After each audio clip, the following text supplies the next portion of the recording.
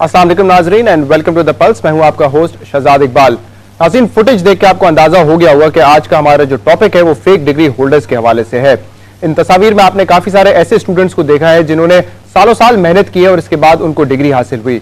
इन्हीं तस्वीर में कुछ तस्वीर ऐसे लोगों की भी थी जिनके पास फेक डिग्री थी और फिर भी मिस किया होगा, क्योंकि कहा जा रहा है कि बलूचिस्तान की पूरी असेंबली खाली हो जाएगी और कानून ये कहता है कि अगर 1/3 पार्लियामेंटेरियंस को नाअहल कर दिया जाए तो इसके बाद मिड टर्म इलेक्शंस करवाने पड़ते हैं। तो क्या बलूचिस्तान में सूरत हाल ऐसी पैदा हो जाएगी कि वहां पर मिड टर्म इलेक्शंस करवाने पड़ेंगे? तमाम जो पहलू हैं उन पे हम बात करेंगे। हमारे साथ स्टूडियोज में मौजूद हैं सरदार रहीम साहब, इनका ताल्लुक है PMLN से। बहुत बहुत शुक्रिया रहीम साहब शो पर हमें ज्वाइन करने के लिए। हमारे दूसरे गेस्ट तहरीक इंसाफ के general secretary doctor Arif Alvi sahab. Thank you very much doctor sahab show पे हमें ज्वाइन करने के लिए। रहीम साहब, आपसे मैं स्टार्ट करूंगा क्योंकि आपकी पार्टी काफी एक्टिव नजर आ रही है और अपने ही जो PMLN के लोग हैं उनकी भी अगर जाली डिग्री है तो उन्होंने कहा है उनको सजाएं भी मिलेगी और उनको अपनी सीट भी छोड़नी पड़ेगी। आबिद अली साहब जो कि नेशनल असेंबली की स्टैंडिंग कमेटी है ऑन एजुकेशन, उसके चेयरमैन हैं और वो खासतौर पर बड़ा एक्टिव रोल प्ले करें, क्या वजह है इसकी? देखिए, हमारी पार्टी ने ये रिजॉल्व किया है कि हम पाकिस्तान की सियासत को पाक करेंगे। हम इक़्तिदार की सियासत कर रहे हैं, इक़्तिदार की सियासत नहीं कर रहे। जब हम इक़्तिदार की सियासत कर रहे हैं तो हम ये समझते हैं कि जो लोग गलत बयानी करके पार्लियामेंट में आए हैं और फेक डिग्रीज की बुनियाद पर अपने आप को ग्रेजुएट उन्होंने कहलवाया है, वो उस दौर में चाहे मुशर्रफ थे, कोई काला चोर था, लेकिन गलत बयानी तो फिर मेंबर्स ने की है। वो चीज़ गलत है। जिन जिन पर ये इल्ज़ाम साबित होता है, मैं ज़ाती तौर पर ये समझता हूँ उनकी जगह जेल में है, पार्लियामेंट पे नहीं है। सही, ये आपको इल्म है कि HEC ने अब तक जितने डिग्रीज को स्क्रूटनाइज किया है उसमें से सबसे ज्यादा लोग जो कि नाअहल होंगे अगर ये फैसला आता है इलेक्शन कमीशन ऑफ पाकिस्तान की तरफ से या कोर्ट की तरफ से, तो वो आपकी जमात से होंगे। देखें, तो आप हमें ये क्रेडिट दीजिए इस पर कि अगर कोई गलत बयानी करके आया है कि क्योंकि पार्टी लीडरशिप तो वो डिग्री चेक नहीं करती ना। अगर मुझे टिकट मिल रहा है और मैं कहता हूँ मैं ग्रेजुएट हूँ तो इसमें पार्टी लीडरशिप का कोई कसूर नहीं है। लेकिन मैं सिर्फ अपने पार्टी मफादात के खिलाफ भी मैंने काम किया, फिर मैंने इस्लाम के खिलाफ भी काम किया झूठ बोलकर, और मैं माशरे में भी एक फिर अच्छा इंसान साबित नहीं हो सकता। तो फिर मेरी जगह पार्लियामेंट में नहीं है जहां मैं करोड़ों लोगों के लिए जो है कोई एक्ट्स पास करूं, बिल्स पे बहस करूं और कानून साजी करूं। तो फिर अगर इस किस्म से गलत बयानी करने वाले अगर पार्लियामेंट में होंगे तो आप किस तरह से फिर एक्सपेक्ट कर सकते हैं कि पाकिस्तान के अवाम के हालात बेहतर हों?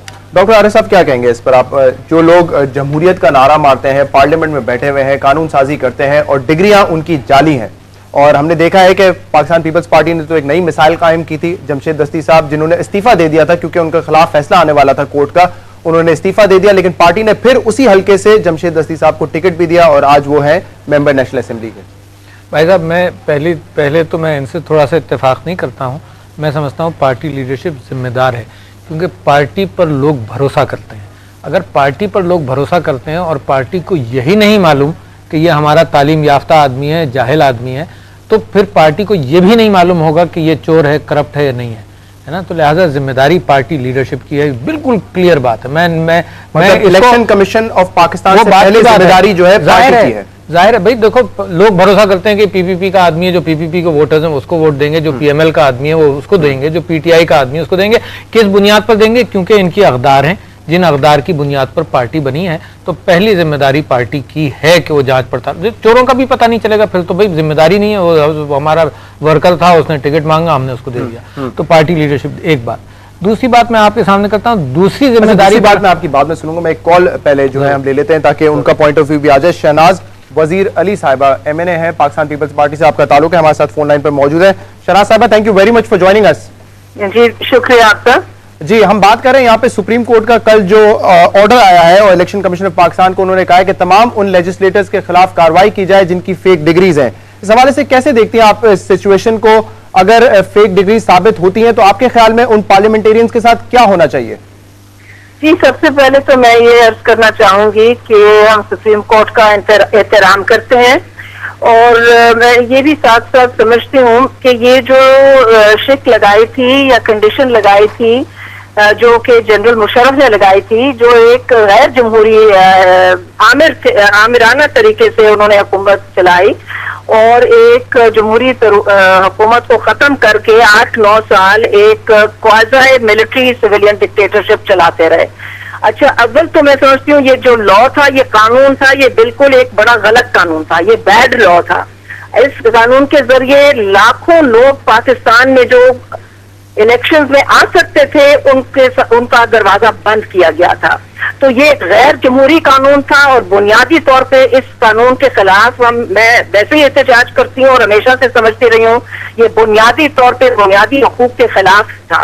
अब एक बैड लॉ हो, एक डिस्क्रिमिनेटरी लॉ हो, एक ऐसा लॉ हो जो तफरीक करे उन लोगों से जिनके पास बीए है और जिनके पास बीए की डिग्री नहीं है, तो जमहूरियत में तो ऐसी चीजें नहीं होती। अच्छा, यहाँ पे इसके कहने के बाद मैं ये कहूंगी कि जहां तक लॉ का ताल्लुक है, लोग जिन्होंने इलेक्शंस के लिए अप्लाई किया होता है वो अपने पार्टी के कई मरहले होते हैं, कम से कम पीपल्स पार्टी के बारे में तो ये जरूर अर्ज करना चाहूंगी कि हमारी पार्टी के बोर्ड्स होते हैं, डिस्ट्रिक्ट लेवल पे भी होते हैं, सूबे के लेवल पे भी होते हैं और एक मरकजी बोर्ड होता है जिसमें बेनजीर भुट्टो शहीद साहिबा ने जिसकी चेयरमैनशिप के तहत फैसले किए पार्टी की टिकट किसके देने हैं।